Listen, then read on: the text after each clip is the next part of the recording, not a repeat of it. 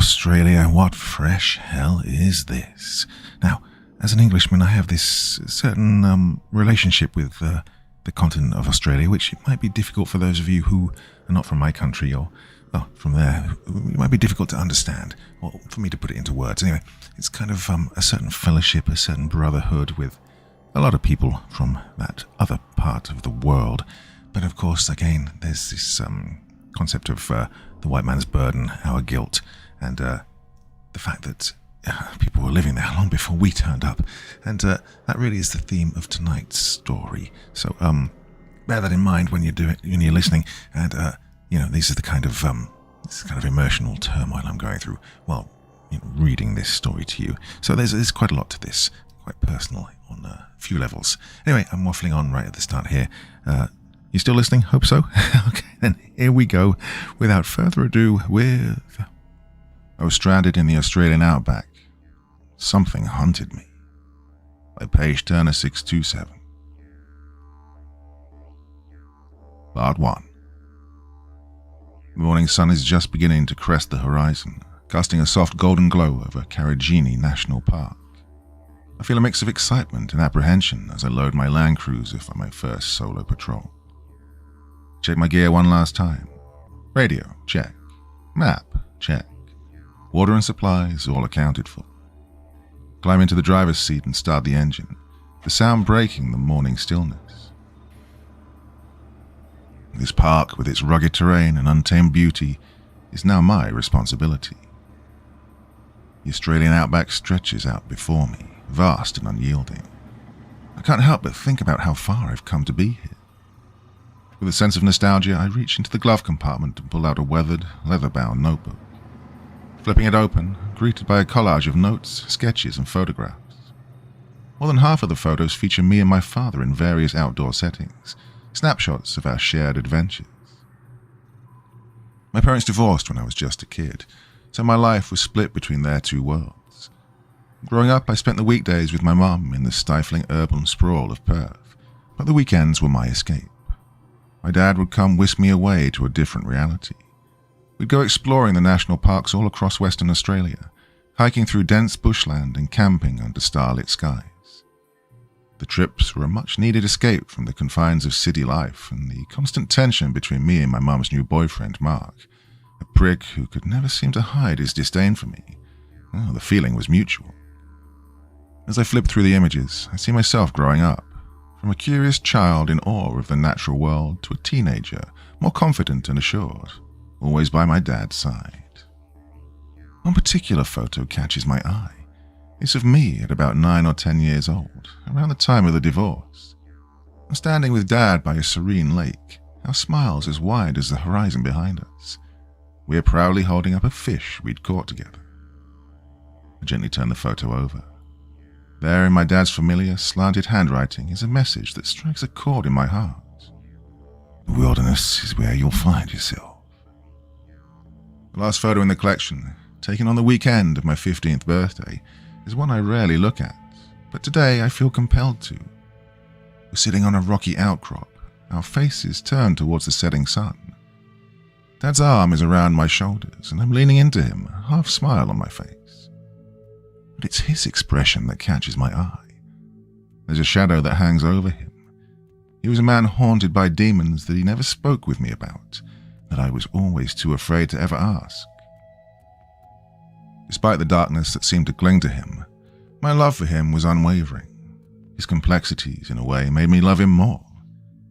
He was my rock, my constant in a sea of change. In my heart of hearts, I'd convinced myself that it would always be the two of us, father and daughter, side by side against the world. The crackle of the radio startles me out of my reverie. The voice of my supervisor's familiar gruff voice fills the cabin. Arnhem, did you read me? I pick up the radio and press the button, my voice steady but with an undercurrent of anticipation. This is Ranger Arnhem, reading you loud and clear. What's the good word, Big Mike? Just checking in to see if you're all set for your solo excursion, Big Mike replies. Yeah, all good here. Just about to head out. I smile, appreciating his concern. Remember, kiddo, this park's a wild place. Keep your wits about you and don't take any unnecessary risks, he advises. Absolutely. I promise I won't do anything you wouldn't, I reply with a playful tone that elicits a chuckle on the other end. Good, that's what I like to hear. And hey, Willow, he adds, a hint of warmth breaking through his usually stoic demeanor. Your old man would be proud of you. You've got this. A lump forms in my throat at his words. In a lot of ways, becoming a park ranger was my attempt to stay connected with my dad in the only way I knew how. Thanks, BM. I'll report back by late afternoon. On and out, I say, signing off. As I navigate the rugged tracks winding through the park, the sun climbs brighter, casting sharp shadows across the red earth. The land is breathtaking, with gorges slicing through the terrain and ancient rock formations standing as silent witnesses to time. Several uneventful hours into my patrol, the landscape unfolds in a familiar rhythm. Red earth, towering gorges, and the occasional wildlife. It's a typical day in Carragini, tranquil yet alive with the whispers of nature. However, as I approach the remote area near Wiano Gorge, something catches my eye. It's a subtle disturbance, a flicker of movement, or a shade out of place. Hard to discern at first, but unmistakably unusual.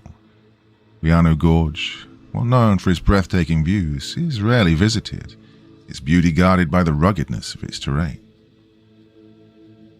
It could be anything. A lost hiker, rare animal sighting, or perhaps just a trigger of the light and shadow. But as a park ranger in this unforgiving expanse, every possibility warrants attention. Curiosity piqued, I decide to take a detour to investigate. The stillness is shattered by an ominous rumble of shifting earth. My eyes dart upwards, catching sight of a massive boulder breaking free from the cliff above. Time seems to slow as I watch it tumble, gaining momentum, its path unmistakably aimed at my Land Cruiser.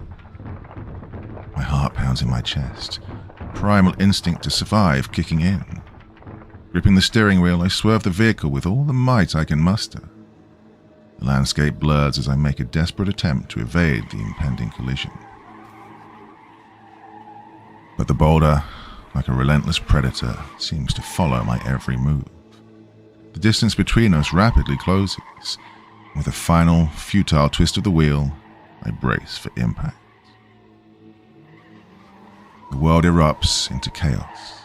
The deafening crash of metal against stone reverberates through the air. The 4x4 lurches violently, throwing me against my seatbelt as the world outside spins in a dizzying whirl of red dust and shattered glass. The airbags deploy with a force that feels like a punch to my chest and face, their rapid inflation cushioning the brutal impact. For a moment, everything is white and suffocating, the smell of propellant strong in my nostrils. My ears ring from the loud pop of the airbags and the thunderous crash of the boulder. Pain sears through my body as the vehicle comes to a jarring halt, tossed aside like a toy in the wake of the boulder's destructive path. I struggle to catch my breath, the air thick with dust and the acrid scent of burning rubber. I groan, a deep-seated pain throbbing in my head. My hand instinctively goes to my forehead, feeling the wetness of blood seeping through my fingers. Bloody hell, I mutter under my breath, the words barely audible over the ringing in my ears. I try to orient myself amidst the wreckage. The vehicle is crumpled, its frame twisted in an unnatural contortion. My head throbs and my vision swims. But the urgency of the situation propels me forward. I quickly check myself for injuries. Apart from a throbbing pain in my head and a few bruises, I seem okay. The car, however, well, that's another story. It's totaled, a twisted mass of metal and shattered glass, with smoke billowing from the hood. I fumble for the radio, my hands shaking. "Base, this is Ranger Arnhem," I croak, hoping the radio survived the crash. Static crackles in response, a sign that communication might still be possible. "I've been in an accident near Wiano Gorge. Need immediate assistance." The radio remains silent, leaving me with a sinking feeling of isolation. Panic rises in my chest. I'm tens of kilometers away from the nearest ranger station in a rarely patrolled part of the park. My water supply is limited, and with the harsh sun climbing higher, the heat becomes suffocating. The old fear, that gnawing sense of abandonment, starts creeping back, threatening to paralyze me. It's a ghost I thought I'd left behind, but here in the vastness of the Outback, it looms large once more. But I fight against the rising tide of panic.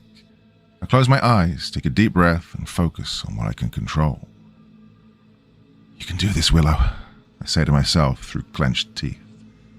I recall the survival training I underwent as part of my ranger induction, the countless hours of first aid, navigation, and emergency response drills. With a grimace, I try to push the car door open. It creaks and resists, a reminder of the full force of the crash. As I exert more pressure, a sharp pain shoots through my arm, causing me to wince. Carefully, I assess my wrist. It's swollen and tender. I suspect it's sprained, maybe even fractured. I awkwardly maneuver out of the driver's seat, grabbing the first aid kit as I do so. Sitting on the ground, I lean against the vehicle, trying to steady my breathing. Give myself a more thorough examination, checking for other injuries I might have missed in the initial shock. The throbbing in my head is intense, and I feel a warm trickle of blood down my temple, maybe a concussion. There's a deep cut on my leg from the collision. It's bleeding, but not profusely. I clean the wounds as best I can with the limited supplies in the kit and bandage them tightly. Pain in my wrist is persistent, but I manage to wrap it in a makeshift splint. As I sit there gathering my thoughts, I remember passing a waterfall a few kilometers away on my patrol route. The thought of its shade and fresh water gives me a sliver of hope in this dire situation. I know I need to get there if I want to increase my chances of survival. Gathering my wits, I turn my attention to the GPS mounted on the dashboard, hoping for a glimmer of guidance. But my heart sinks as I find it damaged beyond use, its screen a spiderweb of cracks, lifeless and unresponsive. I turn to the glove compartment, rummaging through its contents until my fingers find the familiar, slightly worn edges of a map. Laying it flat on the hood of the damaged vehicle, I try to pinpoint my current location. Using landmarks I remember passing, like the distinctive shape of a nearby gorge and the direction I was heading, I estimate my position. It's not exact, but it should be close enough. I trace the contours and landmarks with my finger. The waterfall is marked clearly, a blue squiggle amidst a sea of browns and greens. I plot my course, mentally calculating the distance and the direction I need to head. The sun, now a fiery orb in the sky, will be my guide. I need to head east, towards the rising sun, then veer slightly north. Gathering my strength, I stand up, wincing at the sharp pain in my leg and wrist. I grab my backpack and fill it with supplies from the car. Water canteens, emergency rations, a small survival kit, and, most importantly, my notebook. It's not much, but it's something. Put on a pair of sunglasses and a hat to shield myself from the relentless sun. I scour the area around the wreck, searching for anything that could serve as a makeshift walking stick. After a few minutes of searching, I find a sturdy fallen branch. It's not perfect, but it's solid enough to support my weight and help me maintain my balance. The trek is grueling, each step a test of endurance. My sprained wrist throbs with every movement, and the cut on my leg stings sharply, but I push through the pain. The rugged terrain is unforgiving, with rocky outcrops and uneven ground making the journey more challenging. As I walk, I can't help but think of my dad. The stories he told me of his adventures in the wild, the tips he gave me for surviving in harsh conditions, they all come flooding back. I realize now how much those weekend excursions with him were not just about bonding, but also about preparing me for moments like this. Every few hundred meters, I come to a stop, taking sips from my canteen, rationing the precious water to make it last as long as possible. The sun relentlessly beats down on me, causing sweat to pour from my brow and evaporate instantly in the arid air. Each pause is also an opportunity to check the compass from my survival kit to ensure that I'm still heading in the right direction. As I trudge on, a nagging sensation begins to gnaw at the edges of my consciousness. It's a feeling of being watched, a prickling at the back of my neck that I can't quite shake off. At first, I dismiss it as the jitters, but the feeling persists. I catch fleeting glimpses of shadows moving at the edge of my vision, too quick to be just tricks of the light. Every rustle of the underbrush, every snap of a twig sends a shiver down my spine, as if the landscape itself is watching me, a silent stalker just out of sight. Finally, after what seems like an eternity, I reach the waterfall. The sound of cascading water is a welcome relief. The shade provided by the surrounding trees offers a respite from the searing sun. I collapse near the water's edge.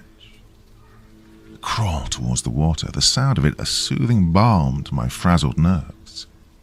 I carefully unscrew the cap of my canteen and dip it into the clear, cool water, filling it to the brim. The water is pristine, a lifeline in the unforgiving environment. I take a cautious sip, letting the liquid refresh my parched throat. And the heat is relentless. My body aches for relief. With a deep breath, I begin to strip off my dusty, sweat-soaked clothes. Each movement is a challenge with my injuries, but the thought of the cool water on my skin spurs me on. I leave my clothes in a neat pile on the rocks and step gingerly into the water. The shock of the coolness is immediate, sending shivers through my overheated body. I wade deeper, submerging myself up to my shoulders. The water soothes my aching muscles and the sting of my injuries. I immerse my head, letting the water flow over me, washing away the dust and fear that clung to me since the crash. Floating there, I close my eyes and let the water cradle me, a temporary escape from the pressing reality of my situation. But there's no time to linger. I have to be practical, to think about survival. I emerge from the water and dress. I redo my bandaging, making sure they're secure. While I sit there, drying off in the sun, I start to formulate a plan. I know they'll send out a search party once I don't report back, but with the vastness of the park, it could be a while before they find me. I need to make myself as visible as possible. As the sun begins its descent, painting the sky in hues of orange and pink, I find a suitable spot near the waterfall to set up a temporary camp. I clear the ground of debris and lay down a layer of leaves and branches to sit on. Gathering stones, I create a small circle for a fire, ensuring it's far enough from the trees and brush to prevent any risk of a wildfire. The process of starting a fire is arduous, especially with my injured wrist, but I persevere. Using a lighter from my survival kit, I finally manage to spark a flame. I feed the fire with small twigs and branches, watching as the flames grow stronger. As the temperature drops rapidly, I wrap myself in a thermal blanket, huddling close to the fire's comforting glow. Underneath the star-studded sky, I can't help but feel a sense of vulnerability. The vastness of the wilderness and the isolation it brings are both awe-inspiring and terrifying. Yet the fire serves as a beacon of hope, a signal to any rescue aircraft that may be scouring the park for me. As night falls, the sounds of the Outback become more pronounced. The distant calls of nocturnal animals, the rustling of leaves in the gentle breeze, and the continuous murmur of the waterfall create a symphony of wilderness. I take out my notebook and a pen from my backpack and start to write. I jot down my location, the details of the accident, and my current situation. I note the direction I walked from the crash site and any landmarks I passed and cross-reference them on my map. After a while, I set aside the notebook and focus on staying warm and alert. I periodically add wood to the fire, ensuring it keeps burning throughout the night. I wrap myself in my thoughts, the crackling of the fire a soothing backdrop, when suddenly a rustling sound cuts through the silence. It's coming from the dense brush just beyond the firelight's reach. I tense up, every muscle in my body on high alert. You've no doubt seen all those memes about how Australian wildlife is out to murder you. While mostly gross exaggerations, there's always a kernel of truth in them. The Outback is home to some of the most unique and, yes, potentially dangerous creatures in the world. My mind races through the possibilities. Could it be a snake? A dingo, perhaps? Or something larger? The rustling grows louder, more insistent. Then out of the darkness, a figure emerges. For a moment, my heart leaps into my throat. But it's not a predator. It's a joey, a baby kangaroo, a male by the looks of it. His eyes wide with curiosity as he cautiously approaches the firelight. He's far too small to have caused the earlier disturbance in the brush. "Hey there, mate," I murmur, trying to keep my voice steady despite the unease churning in my gut.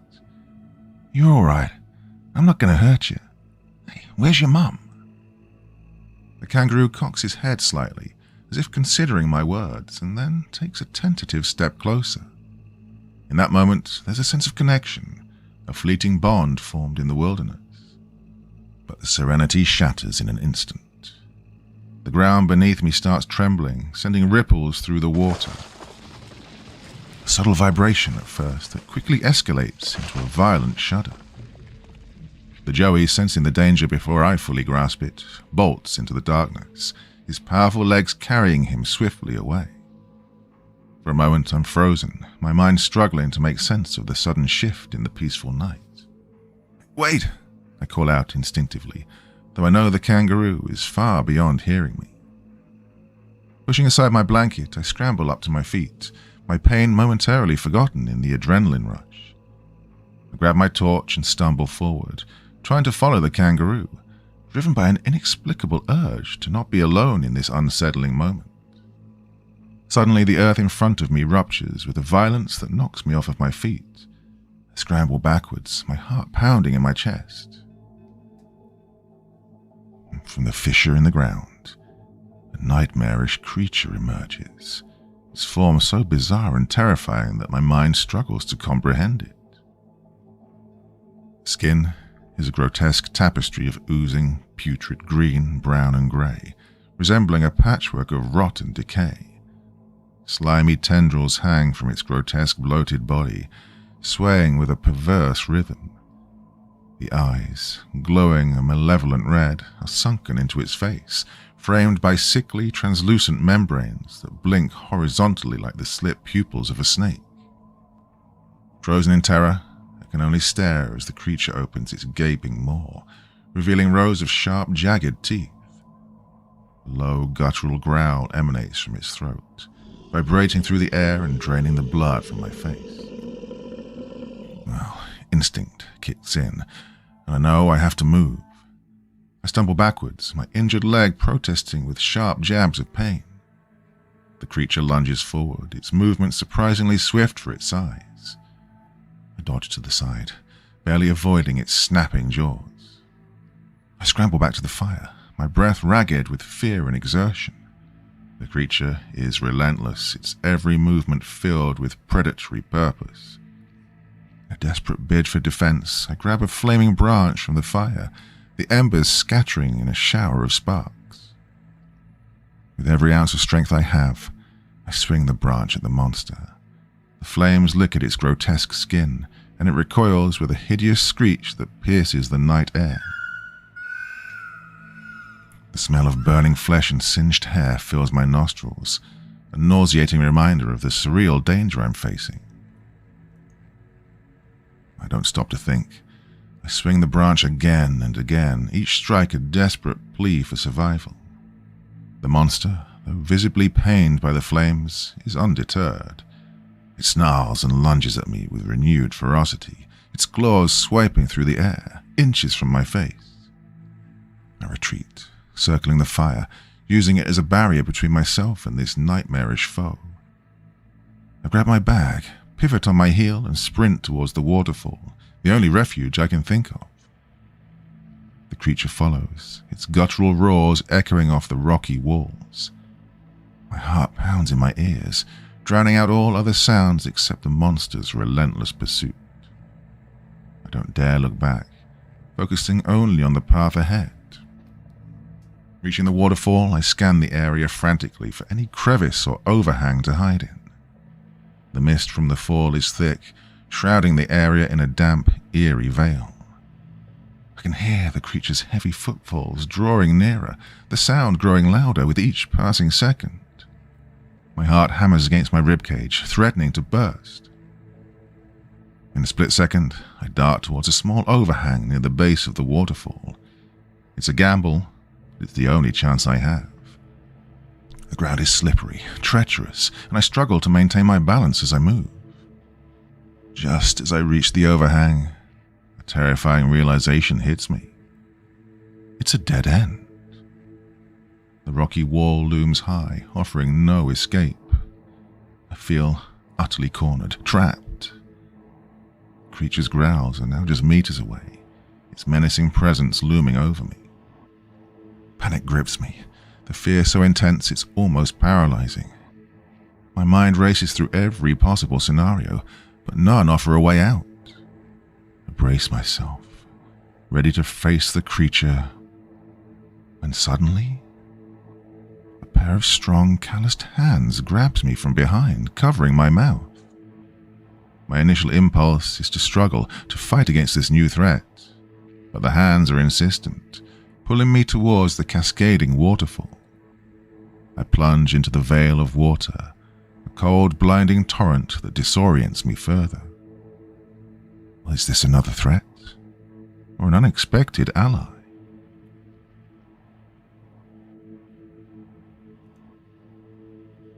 Part 2. As I'm pulled through the cascading waterfall, the cool water envelops me, sending shockwaves through my already exhausted body.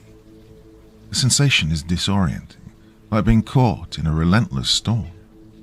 I can hardly see or breathe, but the strong grip on my arms guides me steadily through the torrent. We emerge into a narrow, cramped crevice, hidden behind the waterfall.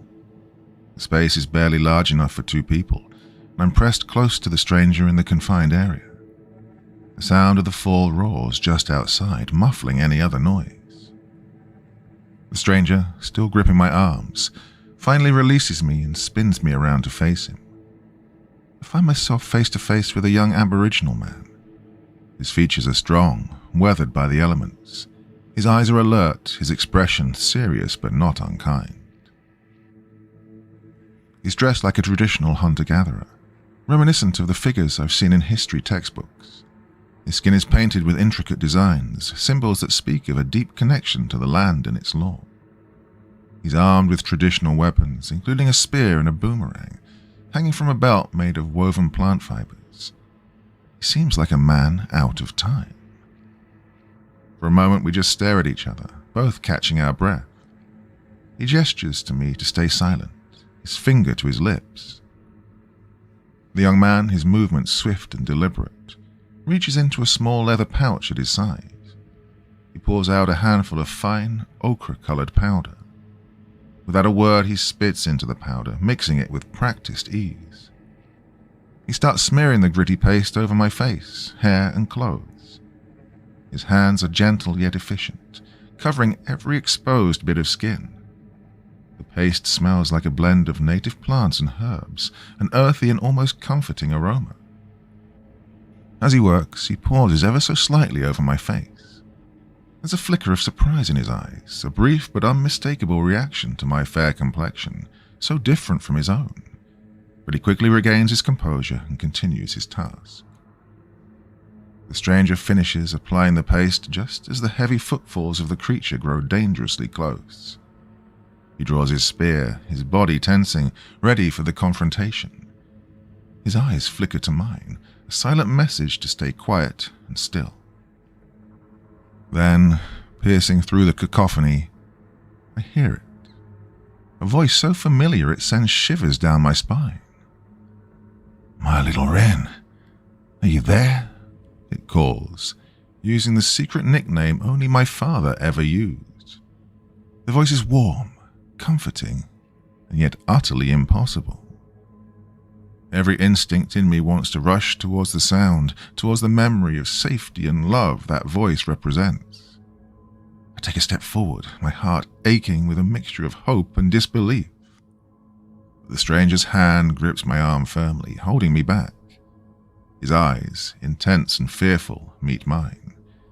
In them I see a warning, a plea not to give in to the illusion. The voice outside, rich and familiar, continues to beckon. It's me, Big Eagle. Don't be afraid. The use of my father's nickname for himself sends a wave of nostalgia and confusion over me. It's as though the past and the present are colliding in this surreal moment. The voice grows more insistent, pleading now. Willow, please come out. I've missed you, love. It's almost too much to bear, hearing those words from a man I believed was gone forever from my life. The voice outside shifts, no longer just my father's, but now intertwined with the soft tones of a woman and the playful chatter of a child. They speak in a language unfamiliar to me, their words flowing like a gentle stream, melodic and haunting. The voices, though soothing, carry an undercurrent of something sinister, an attempt to lure us from our hiding.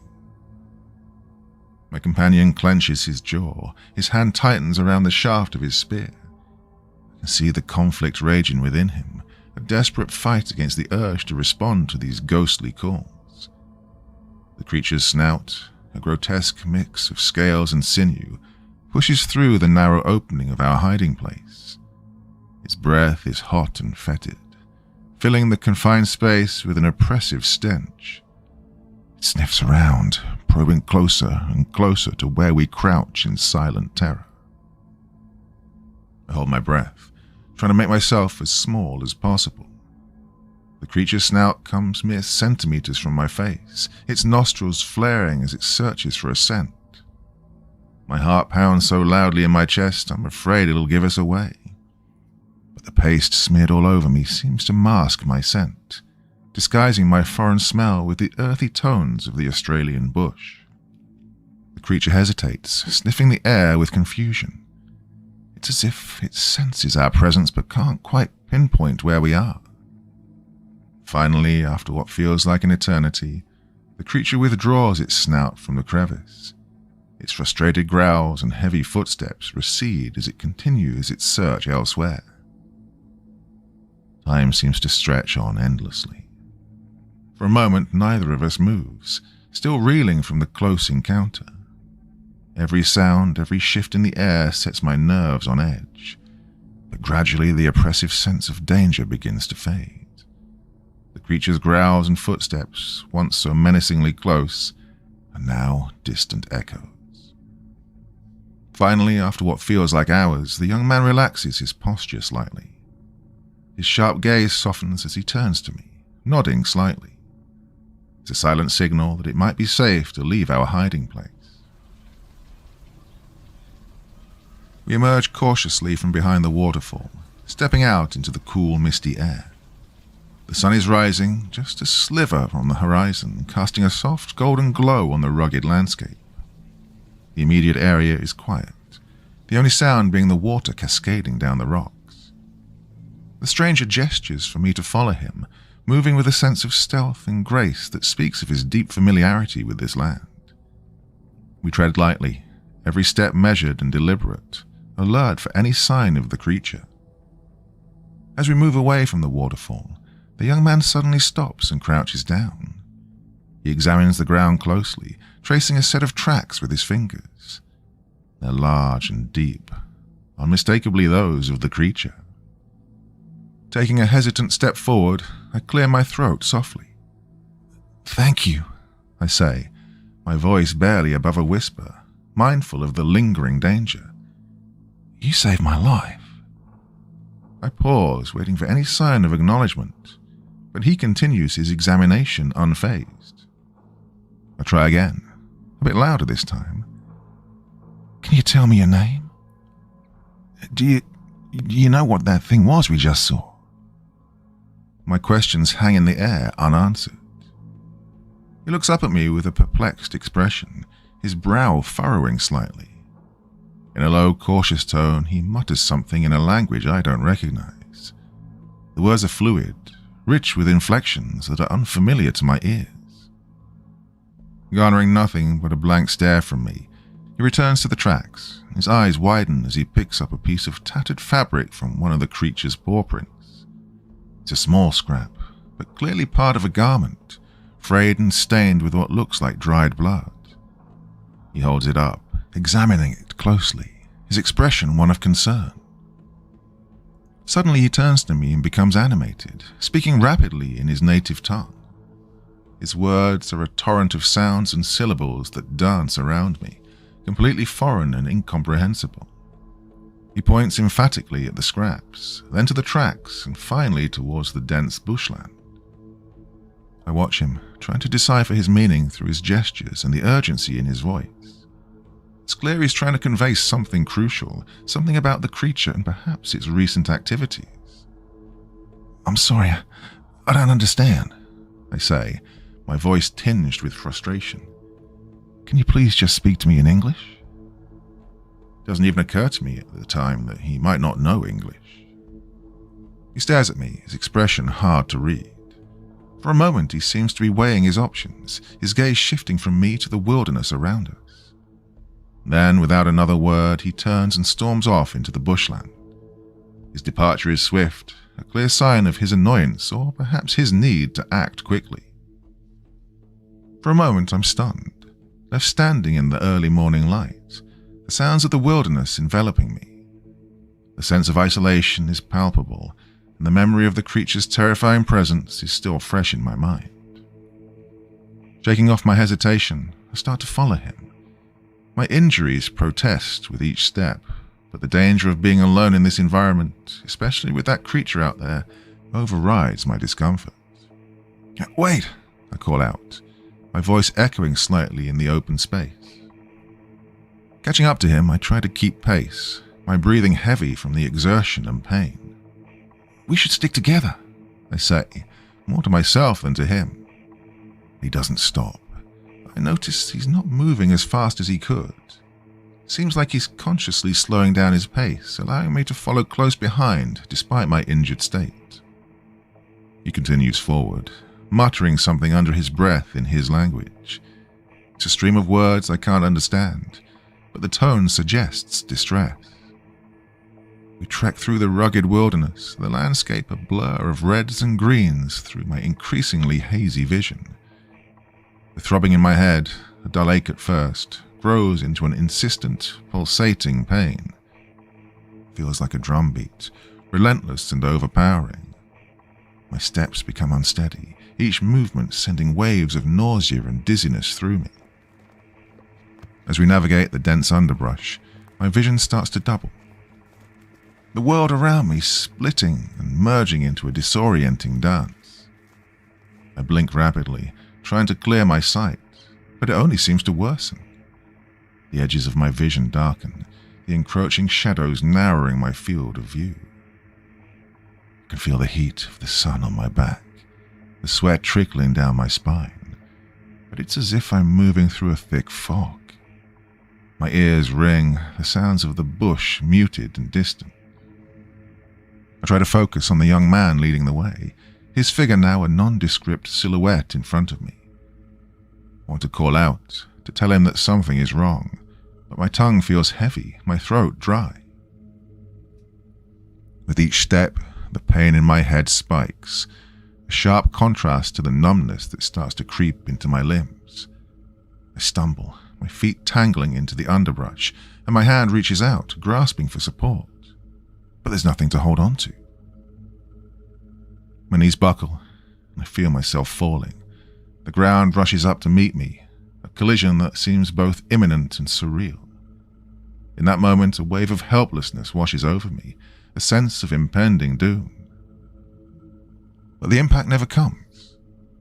Instead, there's a sudden, jarring halt, as strong arms catch me, preventing me from crashing to the earth. I barely register the sensation of being lifted, my body too heavy, too disconnected from my mind. The last thing I remember is the sensation of being carried, the steady rhythm of footsteps, a faint echo in the growing darkness of my mind. As I slowly regain consciousness, the world comes back into focus with a soft blur. The gentle sway of leaves above me creates a kaleidoscope of light and shadow. I'm lying on a bed of green foliage under a sprawling eucalyptus tree, its distinct aromatic scent filling the air around me. I try to sit up, but a sharp pain in my head forces me back down. That's when I notice the stranger sitting beside me, his watchful eyes fixed on my face. He holds out a container, crafted from the bark of a tree, filled with clear, cool water. With his help, I manage to take a few sips, the water bringing a much-needed relief to my parched throat. He then gently examines my head, his fingers probing with a careful, practiced touch. There's a tenderness in his actions. He's collected various plants and herbs, some of which I recognize as native remedies. With skilled hands, he starts to apply a poultice to my head wound. The cool mixture stings at first, but soon a soothing sensation replaces the pain. Once he's done, he sits back, giving me space. His gaze wanders to the horizon, lost in thoughts I can't begin to comprehend. I take the opportunity to observe him more closely, his face etched with lines of experience, telling a story of a life lived in harmony with nature. His eyes, dark and deep, reflect a world that's both beautiful and brutal. Gathering my strength, I make another attempt to communicate with the stranger. "Thanks again. My name's Willow, by the way," I say, hand outstretched. His expression remains stoic, his eyes revealing nothing. "Do you understand me?" I ask tentatively, my voice weak but hopeful. He watches me, his face unreadable. He doesn't respond, and it becomes increasingly clear that he might not understand English. This realization strikes me as odd. Even the most isolated Aboriginal communities have some exposure to English. As I lie there, pondering our communication barrier, I observe him more closely. His attire, his tools, the way he interacts with the environment. But it all seems, well, different. Not just traditional, but ancient, untouched by the modern world. A thought begins to form in my mind, a possibility so incredible that it borders on the fantastical. Could he be from an uncontacted people? I sit up, contemplating this possibility, my mind racing. I've heard stories about the Pintupi Nine, the group of indigenous Australians who walked out of the desert in 1984, having lived in isolation from the outside world. But that was nearly 40 years earlier, and the idea of stumbling upon an uncontacted tribe in Australia in 2023 seems almost as unbelievable as the monstrous creature we just encountered. And yet, as I watch him methodically tend to the surrounding area, arranging stones, checking the wind direction, and occasionally glancing at the sky, well, I can't help but wonder. He notices my scrutiny and meets my gaze. There's a brief moment where our eyes lock, a silent exchange. Humoring the possibility, I point to myself using slow, deliberate gestures. "Willow," I repeat, tapping my chest. He watches, his expression thoughtful. Then, mimicking my action, he taps his own chest and says, "Jira." My companion has a name, and it's Jira. Ecstatic at the breakthrough, my heart leaps. "Jira," I repeat, a smile breaking through my pain and exhaustion. It's a small connection, but it feels monumental, like a bridge across the unfathomable chasm between us. But then, a grim thought crosses my mind, casting a shadow over my brief moment of joy. Here I am, a modern woman with all the germs and microbes of a world far removed from Jira's. A sudden realization hits me hard. I could be a walking, talking petri dish of pathogens to which he might have no immunity. Memories of historical accounts where explorers and settlers inadvertently introduced diseases to indigenous populations flash through my mind. The consequences were often catastrophic. A shiver runs down my spine at the thought of being responsible for such a tragedy. I rummage through my first aid kit. My fingers, still slightly unsteady from my recent ordeal, search for a face mask. Finding one, I quickly put it on, securing it firmly over my nose and mouth. I can't completely eliminate the risk, but I can minimize it. Jira watches me with a mix of curiosity and confusion. He doesn't understand the reason behind this strange new addition to my face, but he remains silent, his eyes following my every move. I reach back into my backpack, gingerly pulling out my notebook. It's a bit damp from our earlier plunge through the waterfall, but the contents are mostly intact. Flipping through the pages, I find what I'm looking for. Photos of me in Perth.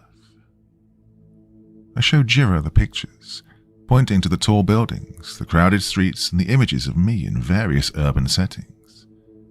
I tap the photo and then point to myself, trying to convey that this is where I come from. Home, I say slowly. That's where I'm from. Jira leans in, his eyes scanning the images with a mix of wonder and perplexity. He touches the photos lightly, tracing the outlines of the skyscrapers and the unfamiliar faces in the pictures. He looks up at me, then back at the photo, a flicker of understanding in his eyes. Encouraged by Jira's reaction, I flip to a blank page in my notebook. Taking out a pen, I demonstrate its use, drawing a simple outline of the terrain we're in. I then hand the pen to Jira, gesturing towards the notebook and then at the photos. I want him to draw where he's from, to share a part of his world as I've shared mine. Jira takes the pen, examining it with a curious gaze. He tentatively places the tip on the paper and starts to draw. His movements are cautious at first, but they soon become more fluid, revealing a natural talent for expression. A village emerges on the page. He adds several huts, arranged in a circle, and a larger central structure that seems to be a communal area. He has a figure, presumably himself, depicted as walking away from the village. The figure is alone, separate from the other elements of the drawing, imparting a sense of solitude and departure. Well, I'm no anthropologist, but through my schooling and cultural sensitivity training as a ranger, I've learned about various aspects of Aboriginal cultures. One concept that comes to mind is that of the walkabout, a rite of passage in which young Aboriginal men embark on a journey into the wilderness, living off the land for a period to transition into manhood and gain spiritual enlightenment. As I ponder Jira's drawing, the eerie encounter with the creature still looms large in my thoughts. I decide to communicate this experience with Jira, hoping he might have some insight or knowledge about what we'd faced. I start sketching the creature as best as I can recall. The grotesque features, the scaly skin, the malevolent eyes. I try to capture every detail that's etched into my memory. My hand trembles slightly as I draw, the image stirring renewed terror. Finishing the sketch, I turn the notebook to show Jira. Do you know what this is? I ask. Well, his reaction is immediate and intense. His eyes widen and he recoils slightly, a look of recognition and fear crossing his face. He begins speaking rapidly, his voice urgent. One word stands out, repeated several times with emphasis. Bunyip. Jira's hand shakes as he takes the notebook from me, his eyes locked on the sketch of the bunyip. With a sense of urgency, he begins drawing a line from the monstrous figure to the village he'd depicted earlier. The line he draws is jagged, almost erratic, as if to symbolize the chaotic and unpredictable nature of the bunyip. He taps the line repeatedly, his eyes meeting mine with a piercing intensity. It's clear to me now why he was in such a rush. He fears the bunyip is heading towards his village, or worse, that it might already be there. Part 3. Jira and I sit in silence for a while, each lost in our own thoughts. The revelation of the bunyip, a creature of Aboriginal legend, now terrifyingly real, hangs heavy between us. The urgency in Jira's eyes tells me that we can't delay. His village might be in danger. As I test my strength, I find the sharp pains have dulled to a manageable ache. My head still throbs, but the world no longer spins uncontrollably. I nod to Jira, signaling that I'm ready to move.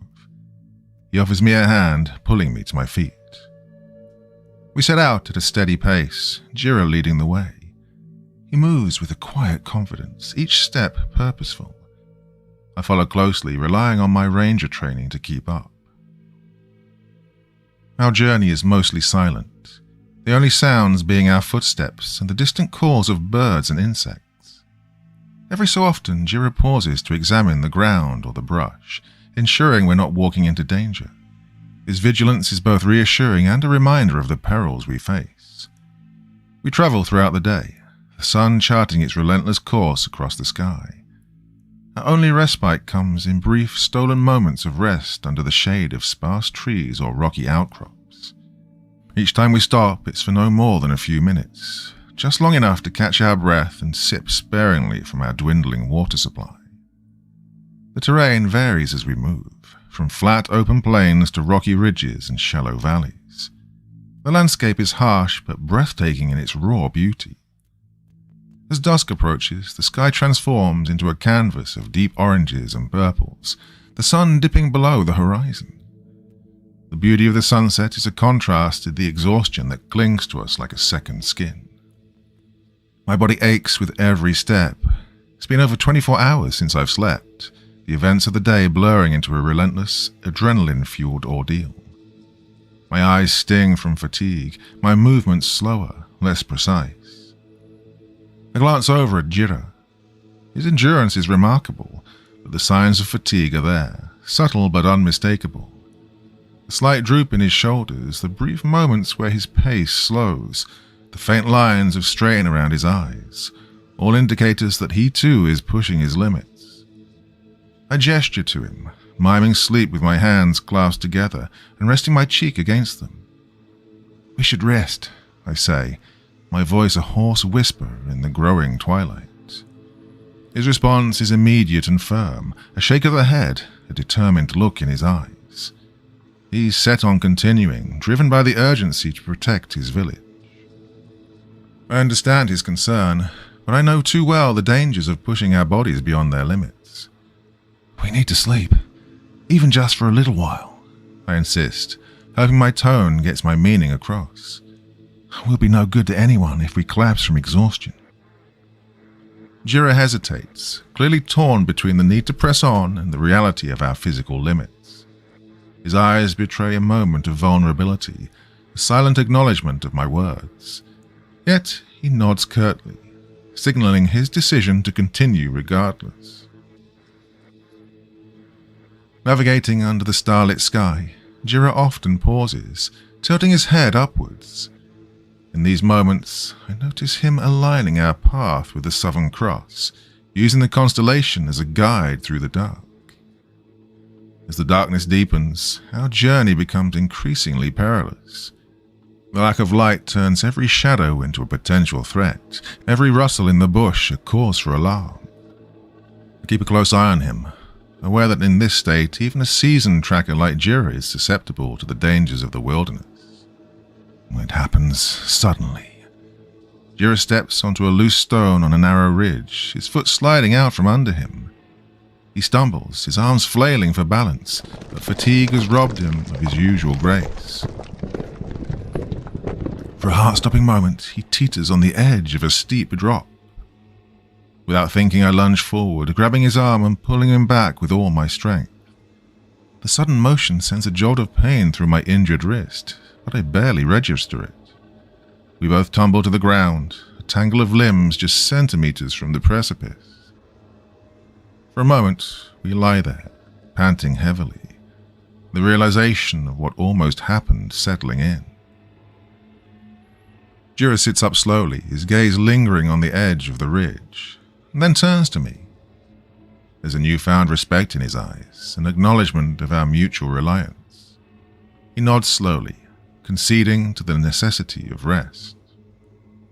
We find a small sheltered area nestled between two large boulders, providing some protection from the elements and any roaming wildlife. Jira sets to work immediately, gathering dry twigs and leaves while I use my lighter to start a fire. The flames catch quickly, casting a warm, reassuring glow in the encroaching darkness. As the fire crackles and pops, Jira reaches into his pouch and brings out something wrapped in leaves. He unwraps it carefully, revealing a small portion of smoked meat and some native berries. He hands me a portion with a nod. I humbly accept his offering. The food, though simple, tastes delicious to my empty stomach. In return, I open my backpack and take out some of my emergency rations, a couple of energy bars and a packet of dried fruit and nuts. I offer them to Jira, watching as he examines them with curiosity before tentatively tasting them. He seems pleasantly surprised by the flavors, nodding his approval. After we finish our meal, a comfortable silence settles in between us, broken only by the crackling of the fire. I watch the flames dance, their warmth soothing my aching body. As I sit there, I'm struck by a deep sense of gratitude towards Jira for saving me from the bunyip. I feel a compelling need to express my thanks in a tangible way. I dig through my backpack, my fingers brushing past various items until they find what I'm looking for. My Swiss Army knife. Holding it out to Jira, I say, "I want you to have this." My voice is firm, underscored with sincerity, as a thank you for saving my life. I take a moment to demonstrate its various tools: the knife, the screwdriver, the tiny scissors, and the can opener. Jira looks at the knife, his eyes tracing its contours. He takes it, turning it over in his hands, examining its various functions. He seems to understand its value, not just as a tool, but as a gesture of gratitude and respect. In response, Jira reaches for something tied to his belt. It's his boomerang, its surface smooth and worn from use. The wood is dark, rich in color, and adorned with intricate carvings that tell a story I can't decipher. He offers it to me with solemn dignity. I accept the weapon with a sense of awe and reverence, my fingers gently tracing the intricate carvings etched into its surface. "Thanks, mate," I say, my voice thick with emotion. "I promise to cherish this." Jira nods, a faint smile touching his lips, his eyes reflecting the fire's glow. Jira sits close to the fire, his posture rigid, eyes fixed on the darkness beyond the flickering flames. As the night deepens, his eyelids droop occasionally, and his head nods forward before he snaps back to alertness. I notice his struggle.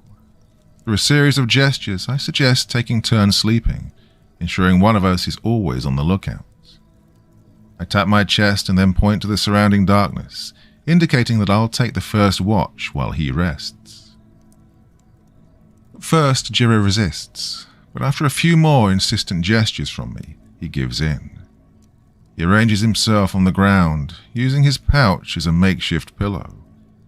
His eyes linger on me for a moment, an unspoken thanks, before he finally closes them. As I keep watch, I take out my notebook and begin jotting down the events of the day. I pause occasionally, glancing at Jira to ensure he's still sleeping peacefully, and then at the surrounding darkness, half expecting the nightmarish creature to reappear. I don't know when I fell asleep, but my exhaustion must have overtaken me. In the silence of the Outback night, with Jira resting beside me, I drift into a dream. It's vivid, filled with the sharp clarity of memories that have long been etched in my heart. I'm 15 again, back in Cape Range National Park, under the vast expanse of the starlit sky. The air is crisp, filled with the scent of eucalyptus and the distant sound of the ocean. Dad and I are sitting by the campfire, just like we've done countless times before. He's telling me about one of his adventures. It's during one of these stories that I find the courage to break the news to him. "Dad," I start hesitantly, my voice barely above a whisper. "Mum's getting remarried." The words hang in the air, heavy with the weight of change they carry. He doesn't react immediately, his expression unreadable. Then he sighs, a sound that seems to carry a weight of unspoken thoughts. "I see," he finally says. "Well, I'm happy for her." His voice is steady, but I can hear the faintest trace of something else in it. Maybe sadness, maybe resignation. He looks at me, his eyes reflecting the flickering flames, a mix of emotions playing across his features. "Well, I hope he makes her happy," he adds, his voice tinged with a bittersweet edge. His heart is so torn that it breaks mine. I rush in, the words tumbling out in a torrent. "I can't stand him. Oh, Mark, he's a fucking asshole." I struggle to find the words to express how much I loathe my future stepfather, but they all fall short. He's not you," I finish lamely, feeling a profound sadness. "You know, Ren," he says, "sometimes people come into our lives. We don't get to choose. What matters is how we respond to them." I feel a surge of frustration, mixed with a desperate longing for an escape. I could run away. It'll be just you and me. We can live out here, away from everything. He chuckles softly, a sound that seems both sad and fond. "You are my wild spirit," he says. "But life isn't about running away. It's about facing what comes and finding your path through it." He sees the tears brimming in my eyes, a mixture of frustration and youthful defiance. "Hey, got you something for your birthday," he says, gently changing the subject. Reaching into his backpack, he pulls out the leather-bound notebook, the same one I've been carrying during my ordeal. "Yeah, for all your adventures, big and small," he adds with a smile. I wipe away my tears and take the notebook, tracing my fingers over its cover. He looks at me, his eyes softening. "You know that I love you, right?" he asks.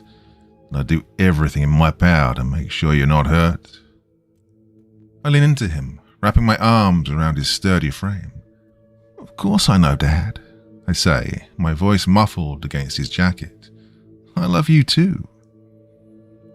"You're gonna be all right, Willow," he says softly. "No matter what life throws your way, remember you're stronger than you think." The dream shifts, the warmth of the campfire replaced by the chilling cold of dawn. I wait to find my father gone, his sleeping bag empty, his boots still by the fire. Panic grips me, a tight knot in my stomach. I call out for him, my voice breaking the morning stillness, but there's no response. I scramble to my feet, my heart racing. The notebook falls from my lap, landing upon the open ground. The memories of our last night together swirl in my mind, a mix of love and foreboding. The campsite is undisturbed, his belongings left as if he intended to return. But there's an eerie silence, a sense of absence that's palpable. I grab a flashlight and start searching the surrounding area, the beam of light cutting through the pre-dawn darkness. I call his name over and over, my voice growing hoarse. The landscape is unyielding, offering no clues, no sign of his passage. I stumble upon a small clearing, and there, in the dirt, are footprints. Well, they're his, I'm sure of it.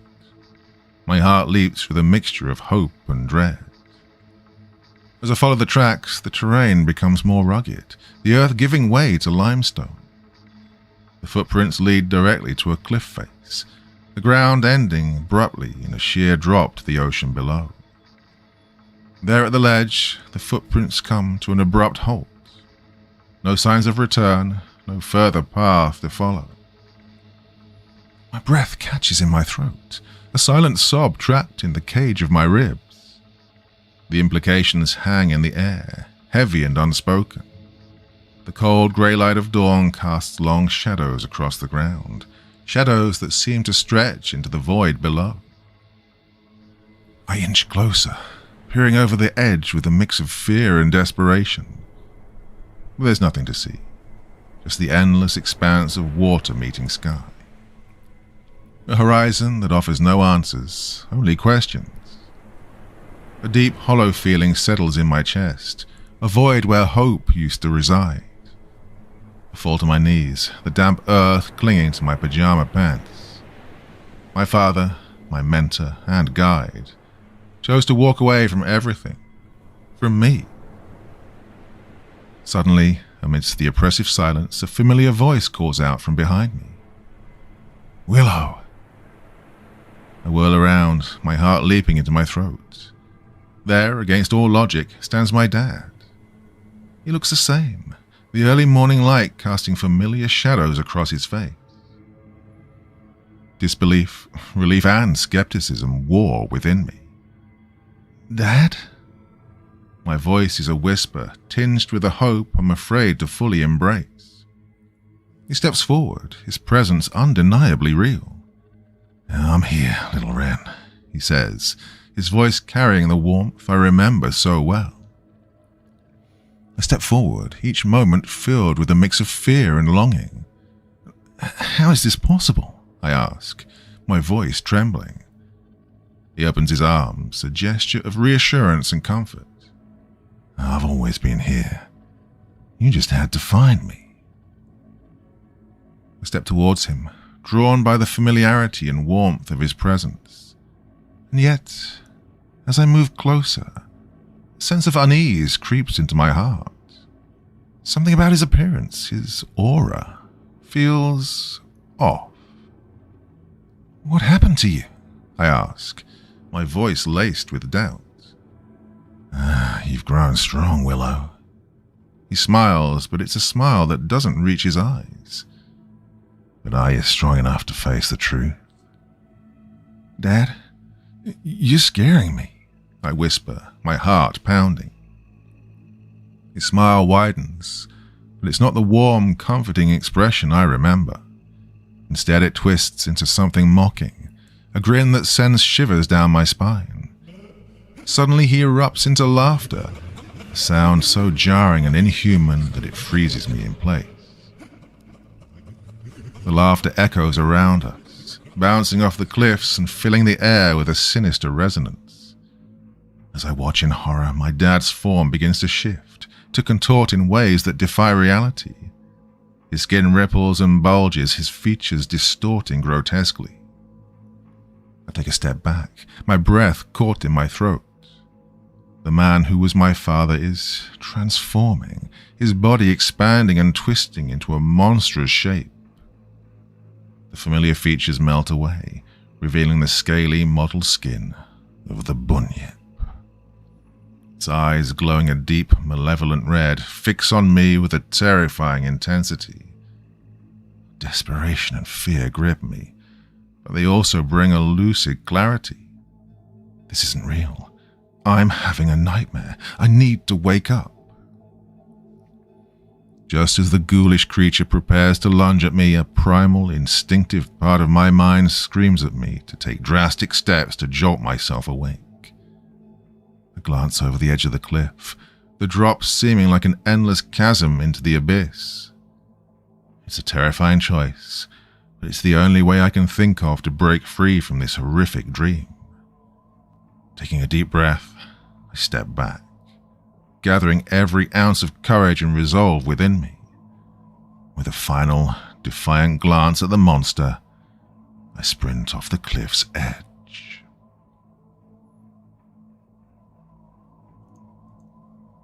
Part 4. I can feel the rush of air, the sensation of weightlessness as I fall off the cliff.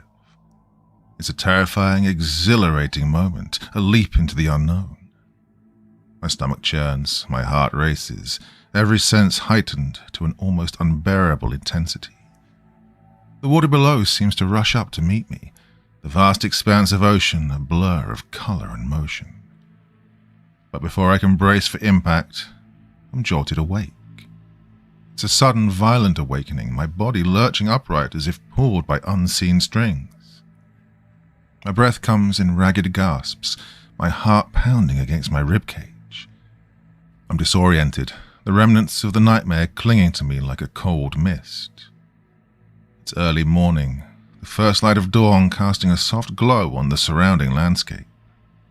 The fire has died down to embers, its warmth a fading memory. I'm back in the Outback, the nightmare of the cliff and the monstrous bunyip fading into the surreal world of dreams. But a new panic sets in as I quickly realize that Jira is nowhere to be seen.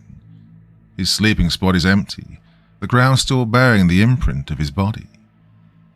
My eyes dart around the campsite, searching for any sign of him, any clue to where he might have gone. His belongings are still here, just like my dad's were that morning when I discovered he was gone. My heart sinks and a wave of desolation washes over me. Did Jira, too, choose to walk away? Why would he leave without a word, especially after everything we've been through together? My mind races through possibilities, each more disheartening than the last. Did he sense some danger and go to investigate? Or did he simply decide that our paths no longer aligned, leaving me to face the wilderness alone?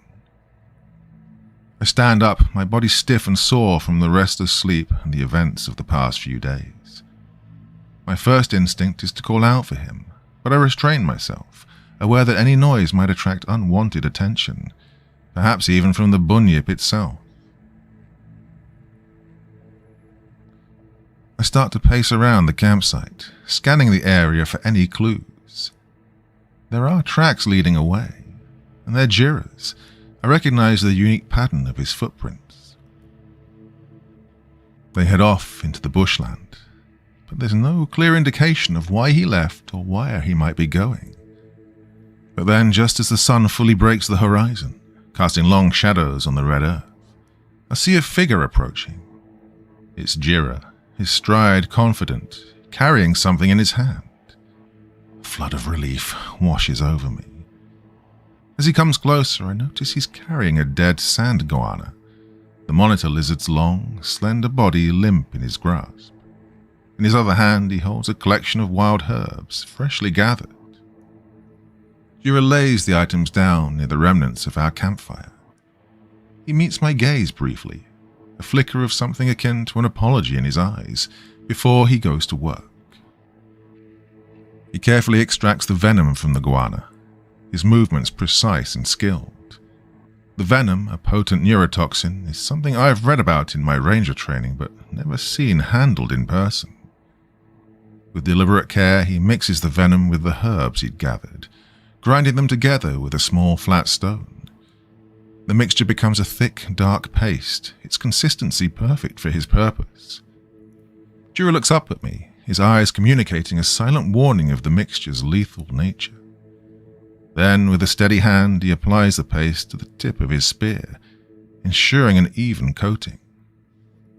I watch, captivated by the demonstration of a skill passed down through generations, a skill that has likely saved his life more than once. He then turns to the Swiss Army knife I'd gifted him, applying the same mixture to its blade with deliberate care. Curious about his actions, I hold up the boomerang he'd given me, raising an inquiring eyebrow. "This too?" I ask. Jira nods in confirmation. He carefully applies a thin layer of the venom herb mixture along its edges, transforming the simple wooden tool into a deadly weapon. As Jira completes his meticulous preparation of our weapons, he suddenly gestures towards my notebook. I pick it up and hand it to him, along with my pen. He flips to a blank page and starts to sketch with a focused intensity. The lines he draws take shape, forming the image of the bunyip. He portrays it standing on its hind limbs, its menacing form dominating the page. Then, with precise strokes, Jira adds two smaller figures next to the creature, one holding a spear, the other with a boomerang. He points to a specific spot on the creature's underbelly in the drawing, circling it multiple times.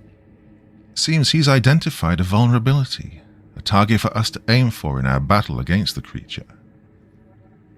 Jira says something in his language, his tone suggesting a question. Though I don't understand his words, his meaning is clear. He's asking if I comprehend the plan. I nod, meeting his gaze with grim determination. "I understand," I reply. As we approach the vicinity of Jira's village, the terrain changes subtly. The bushland gives way to a more open landscape. The village is nestled in a secluded valley, surrounded by high ridges that offer both protection and isolation. It's a hidden gem, an oasis of calm in the harsh Australian wilderness.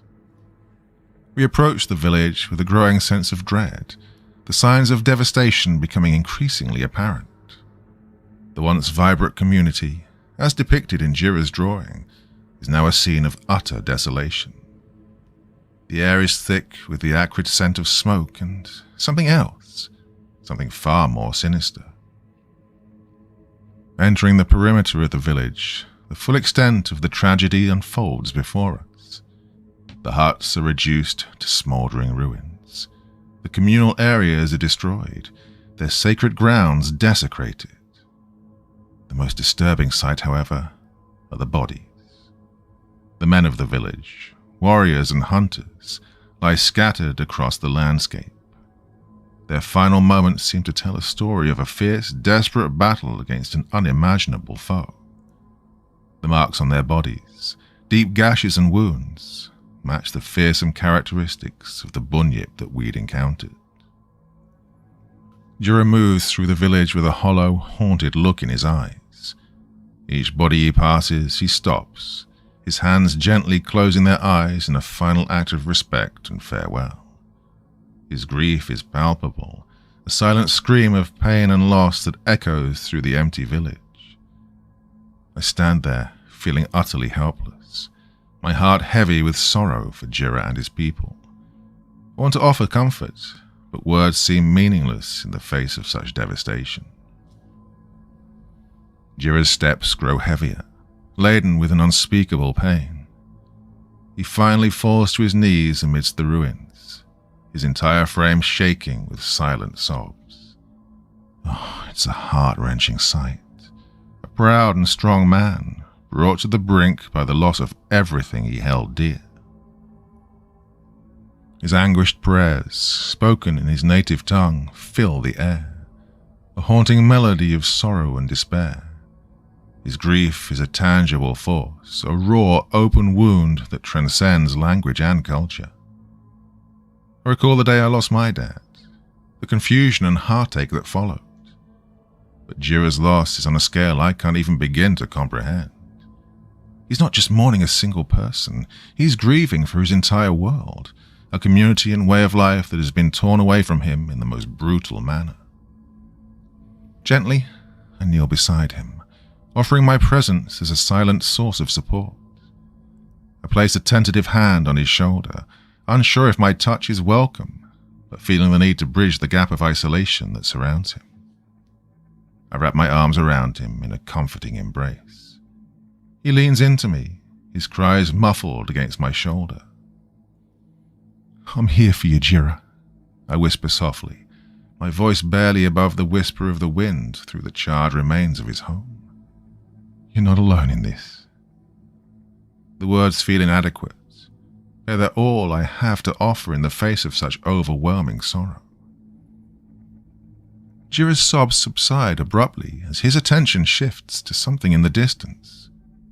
Following his gaze, I notice a series of footprints amidst the devastated village. Unlike the chaotic scuffles and heavy tracks from the battle, these are smaller, more measured, possibly those of women and children. Jira stands up, his body language changing from one of defeat to determination. He gestures for me to follow and starts tracking the footprints with a renewed sense of purpose. As we follow the trail, it becomes clear that these are not random or aimless tracks. They're purposeful, leading away from the carnage, deeper into the wilderness. The possibility that some of his people might have escaped the bunyip's wrath instills a new urgency in our steps. Jira and I venture deeper into the wilderness, the terrain becoming increasingly treacherous and unfamiliar. The tracks lead us through dense bushland, across rocky gorges, and along the banks of a serpentine river. The sun is high, casting sharp shadows that play tricks on our eyes, but we press on, driven by the hope of finding survivors. As the hours pass, a heavy silence settles over the land. It's as if nature itself is holding its breath, aware of the dark presence lurking nearby. The tracks lead us to the entrance of a vast cave network, hidden beneath an overhang of twisted roots and ancient stone. The mouth of the cave is wide and dark, an abyss that swallows the morning sunlight. Stalagmites and stalactites jut out like jagged teeth, giving the cave entrance the appearance of a massive petrified beast. Jira pauses at the entrance, his eyes scanning the shadows within. There's an unspoken understanding between us that we might be walking into the very heart of danger. He places a reassuring hand on my shoulder, his gaze firm and resolute. Taking a deep breath, we both smear a final layer of the ochre paste over our faces to conceal our scent. Jira leads the way into the cave, his steps silent and cautious. I follow, every sense heightened, my heart pounding in my chest. Inside the cave, the atmosphere changes dramatically, as if stepping through a threshold into another realm. The air is cooler, the light dim, filtered through cracks and crevices in the rocky ceiling. The walls are adorned with ancient handprints that glow softly, emitting a spectral light that seems to pulse with a life of its own. I'm reminded of the Aboriginal concept of dreamtime, where the past, present, and future converge. The further we venture, the more the cave transforms. Stalactites hang from the ceiling like chandeliers. The haunting sound of a didgeridoo resonates through the cave, its deep, rhythmic drone vibrating in the air around us. The melody is both mournful and soothing. We follow the haunting sound of the didgeridoo, its resonance guiding us deeper into the cave. The path narrows, winding through towering stalagmites that rise from the ground like silent sentinels. The melody grows louder, its rhythmic pulse echoing off the cave walls. We turn a corner, and the cave opens into a large chamber, bathed in a soft, otherworldly light. The source of the light is a natural skylight, a gap in the rock through which the sun streams, casting a warm glow over the space. In the chamber, illuminated by the sun's gentle light, we find them, the survivors of Jira's village. Women, children, and a few elderly members of the tribe huddled together, their eyes wide. They're a small group, a mere fraction of the village's original population, but at least they're alive. The didgeridoo player, an elder with a weathered face and wise eyes, sits cross-legged near the group. As we enter, he pauses, his gaze shifting to us. There's a moment of tension, a silent assessment, before recognition dawns in his eyes. Jira rushes forward, his voice breaking as he calls out in his native tongue. The survivors respond with a mixture of shock and joy, their initial fear giving way to tearful reunions. Mothers clutch their children closer, tears streaming down their faces, while the elderly reach out to touch Jira as if to assure themselves that he's real. I stand back, watching the emotional reunion, feeling both an outsider and a witness to something profoundly emotional.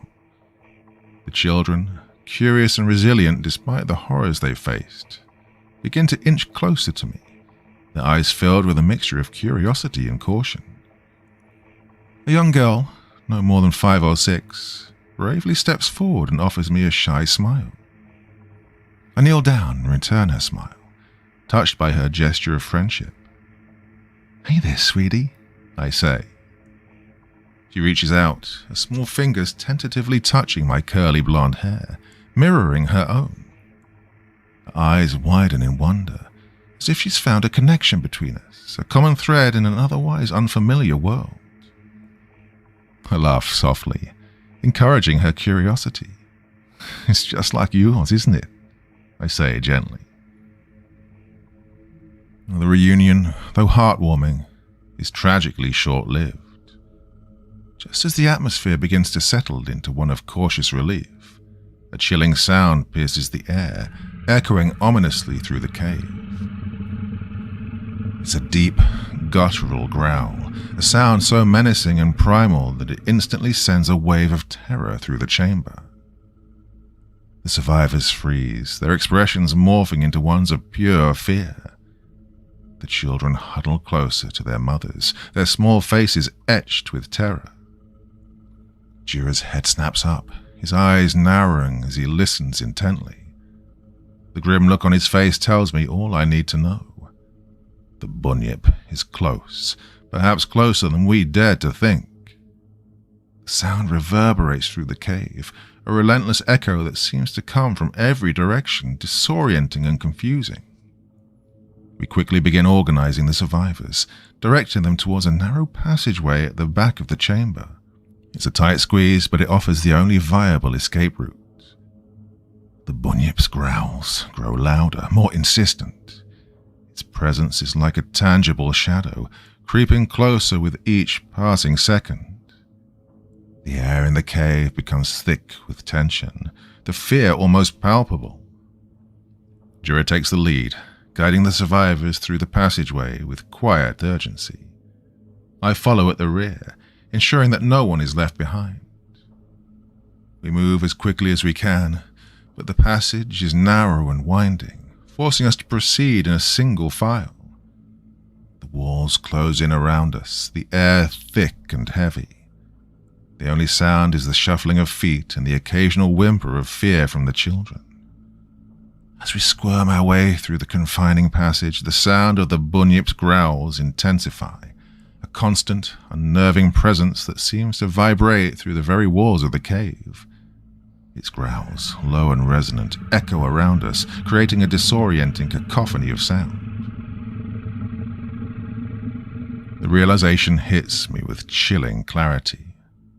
The bunyip is using a form of echolocation, its growls bouncing off the walls and guiding it towards our location.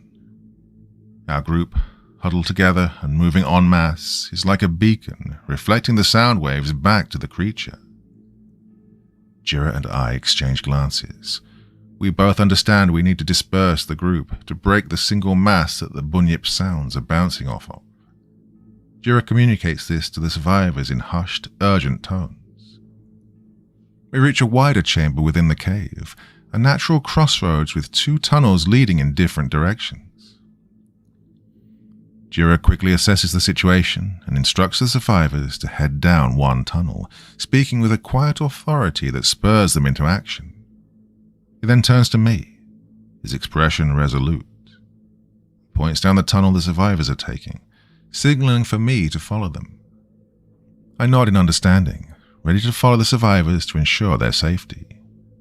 But as I turn to leave, I notice Jira isn't joining us. Instead, he heads down the other tunnel, banging his spear loudly against the walls. The understanding of what he's doing hits me instantly. He's acting as a decoy, drawing the bunyip's attention away from the group to give them a chance to escape. I hesitate for a moment, torn between the instinct to survive and the knowledge that Jira is knowingly walking into grave danger. But as he disappears into the darkness of the tunnel, I can't bring myself to leave him behind. After everything we've endured together, the idea of abandoning him to face the bunyip alone is unthinkable.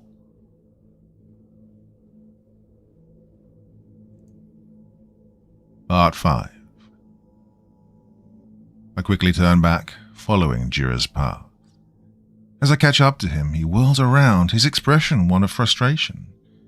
He shakes his head, gesturing emphatically for me to go with the others. But I stand firm, meeting his gaze. "I'm not leaving you," I say, my voice steady despite the fear coursing through me. "We face this together." Jira starts to protest, but he sees the resolve in my eyes. He reluctantly nods, understanding that I won't be swayed. The path twists and turns, leading us deeper into the heart of the cave. As we move, the ceiling gradually rises, opening into a larger chamber with high, vaulted ceilings. Stalagmites jut out from the ground, creating a natural labyrinth. The growls of the bunyip grow louder, more frenzied. It's as if the creature is closing in on us from all sides, its presence felt but not yet seen. The anticipation is almost as terrifying as the creature itself, a life or death game of cat and mouse. As we move forward, the air in the cave grows colder, a chill that seems to seep into my bones. Jira and I exchange tense glances, our hands gripping our weapons tightly, ready for the confrontation we know is coming. Suddenly, without warning, the ground in front of us explodes in a shower of rocks and dust. The bunyip bursts forth from the earth. Its mottled green skin glistens in the faint light, and its malevolent red eyes fixate on us with chilling intensity. The creature is larger and more terrifying than I remembered, its presence dominating the chamber. The bunyip circles us, its movements deceptively agile for its size. It's toying with us, enjoying the game of predator and prey. Jira and I, despite our determination, are painfully aware of our disadvantage. We're fighting a creature of legend, a being that embodies the very essence of the wilderness's unforgiving nature. We dash through the maze of stalagmites, our breaths coming in ragged gasps. Our strategy is simple yet fraught with risk. Keep moving, stay unpredictable, and look for an opening to strike. The stalagmites provide temporary cover, but they also hinder our movement, forcing us to weave and dodge through the tight spaces. I glance back, catching a glimpse of the bunyip closing in. Its massive body scrapes against the stone, its claws leaving deep gashes in the earth. We take a sharp turn, hoping to lose the creature in the twisted pathways, but as we round a bend, the bunyip appears before us, blocking our path. Jira lunges forward, his spear aimed at the creature's underbelly, the spot he'd marked in his drawing. But the creature dodges Jira's thrusts, its movements eerily agile. It counters with a swipe of its massive claw, narrowly missing Jira, who jumps out of the way at the last second. I rush forward, swinging the boomerang gifted me with all my might. The creature turns its attention to me, its eyes glowing with a malevolent intelligence. I strike, the boomerang connecting with a sickening thud against its thick hide. It's like hitting a wall of stone. The creature barely flinches.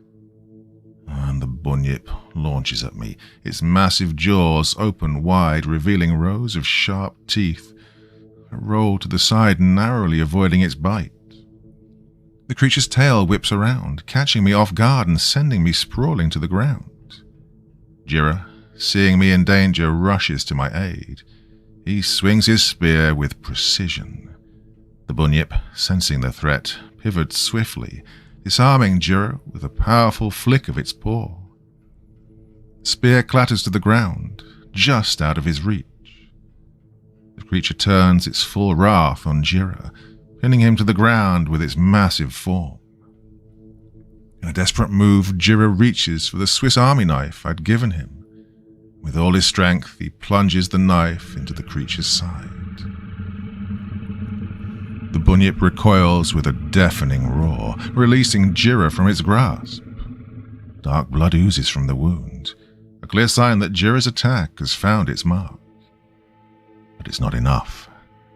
The creature, though wounded, is still a formidable force, its eyes burning with rage. Holding the boomerang in my hands, I feel its weight and balance in my hands. It's nothing like the toy boomerangs I'd thrown before. This is a weapon honed for survival. The bunyip doesn't notice me regaining my footing. My eyes dart around, desperately seeking an advantage. Then I see it. A massive, jagged stalactite hanging precariously above where the bunyip stands. It's a long shot, but it's all we have. In that moment, time seems to slow down. I can hear my heart pounding in my ears, the sound of my breath ragged and quick. Think of my father, of the lessons he taught me about facing fear head-on. Channeling every ounce of strength and focus I possess, I hurl the boomerang with all my might. The boomerang cuts through the air, whistling as it arcs towards its target. My heart races as it nears its target, the moment stretching out, each second a lifetime. And with a resounding crack, the boomerang strikes the stalactite. The impact sends a shudder through the cavern, a vibration that resonates through the very bones of the earth. The stone, already teetering on the edge of stability, begins to break free from the ceiling. The bunyip, sensing the danger, looks up just as the massive formation detaches, plummeting towards it with the force of gravity. There's no time for it to react, no time to escape. The stalactite crashes down upon the creature with a thunderous roar, engulfing it in a cloud of dust and debris. The jagged shards of stone pierce through the bunyip's tough, scaly skin. The creature lets out an earth-shattering roar, a sound filled with pain and fury. It writhes violently, its massive body struggling under the weight of the massive stone protruding from it, exposing its soft underbelly in a desperate attempt to free itself. Jira, seizing the moment, retrieves his spear from where it had fallen. He sets it in a spear thrower, a simple but effective tool that amplifies the force and distance of his throw. In a fluid, almost poetic motion, Jira draws back his arm and launches the spear. The spear flies through the air with a deadly accuracy, its trajectory unerring. The silence of the cavern is pierced by the sound of the projectile cutting through the air, a whistle that seems to reverberate with the weight of the moment. The spear strikes true, burying itself deep into the bunyip's heart. The bunyip lets out a final, ear-splitting roar of pain and fury, its body convulsing as the life drains from it. For a few tense moments, the creature thrashes wildly, but each movement grows weaker. Dark, viscous blood pools around it, seeping into the earth. The bunyip's convulsions slowly subside, its massive form collapsing under the weight of its injuries. In a haunting transformation, the monster's grotesque visage morphs, revealing a face I know all too well, my father's. He looks at me with eyes filled with sorrow and pain, his voice echoing throughout the cavern. "Ah, Willow, my little wren, help me," he pleads, his voice a perfect imitation of my dad's. God, the illusion is so convincing, so heartbreakingly real that for a moment I'm frozen, my heart torn between reality and the desperate longing to see my father again. Tears well up in my eyes, a mixture of grief and anger. Oh, this creature, this abomination, dares to use my father's voice to prey on my deepest sorrows and fears. "You're not him," I say. "He's gone.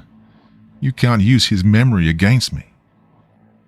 The creature, sensing my wavering, continues in my father's voice. "Willow, it's me. I'm here. I've always been here for you."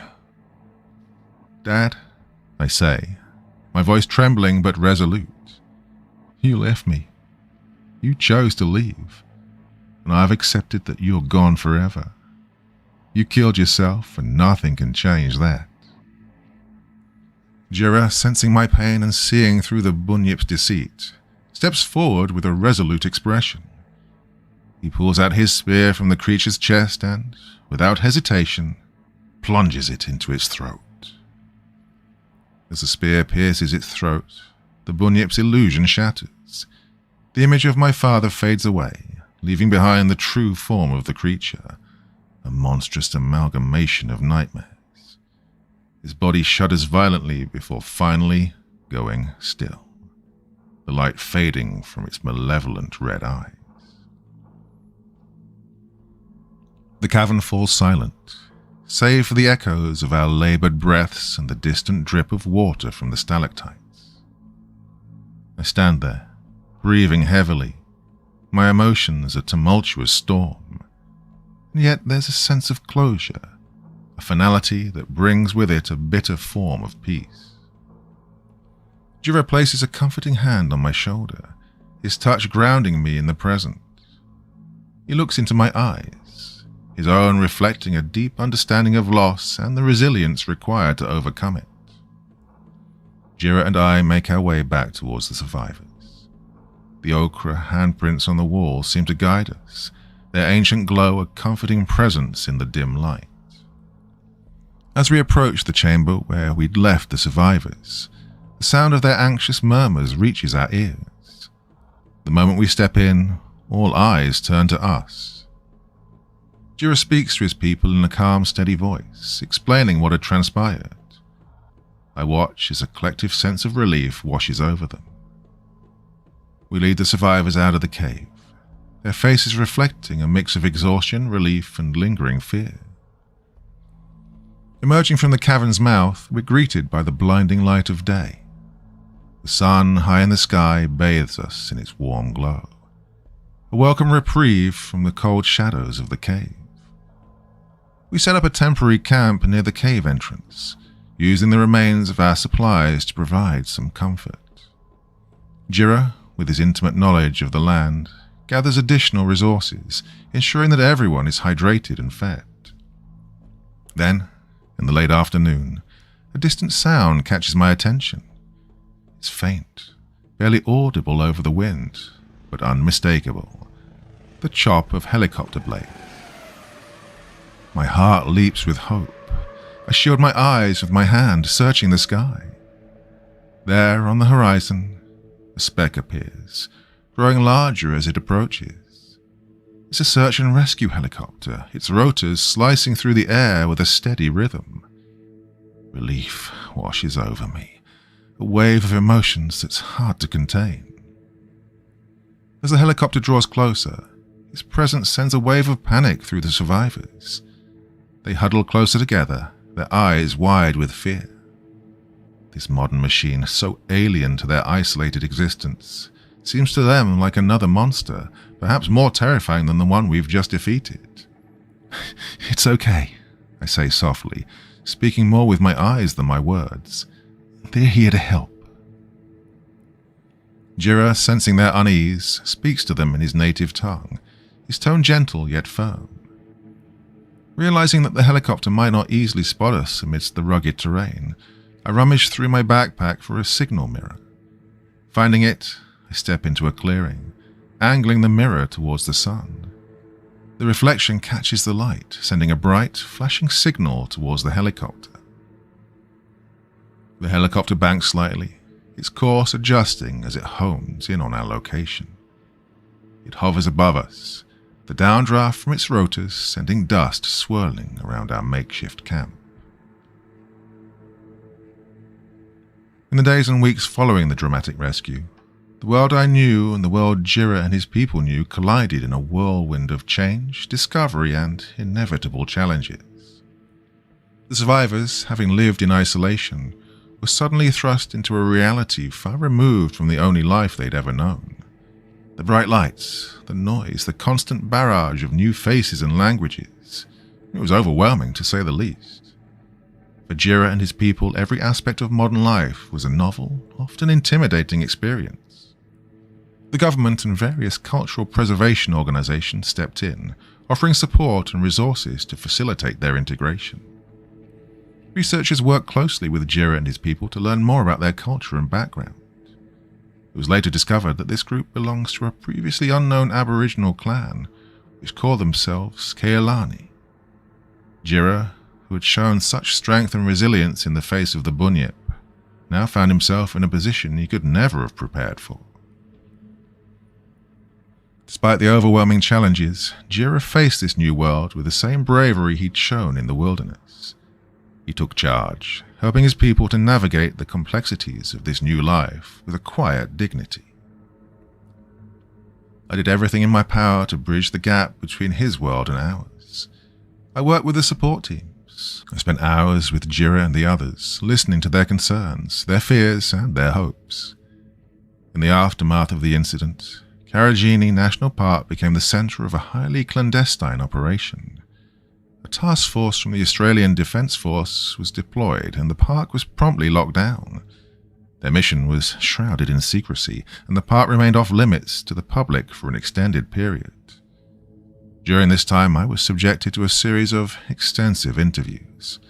The authorities were particularly interested in every detail of my encounter with the bunyip, how Jira and I managed to survive, and ultimately how we defeated it. I wasn't privy to the details of their operation or what they discovered in the depths of the park. There were whispers and rumors, of course, talk of strange findings, mysterious artifacts, and entities other than the bunyip, but nothing was confirmed publicly. Eventually, the park was deemed safe, and the restrictions were lifted. Returning to my duties as a park ranger after the events that transpired is like stepping into a familiar painting that's had its colours subtly altered. There's an unspoken understanding among the rangers. We tread more carefully, speak more softly, and listen more intently to the whispers of the Outback. There's a respect, a reverence almost, for what may still lie hidden in its depths.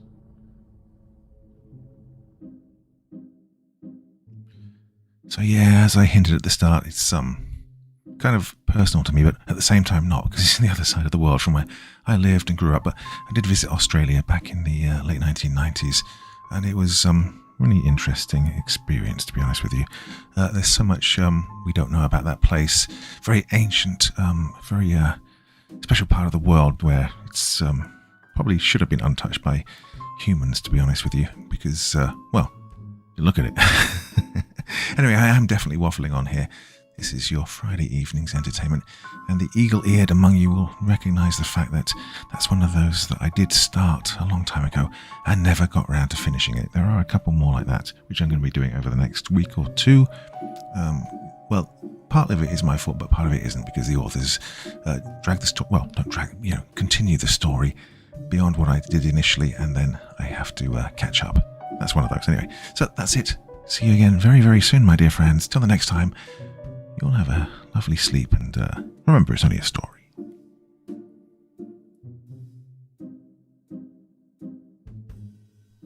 Thank you so much for taking the time to listen to this story today. It really means a lot to me and to the author of the story, of course. Well, if you want to know more about me, I'm pretty much everywhere on social media. You can find me on Facebook, Twitter, Instagram. You can download my music on SoundCloud.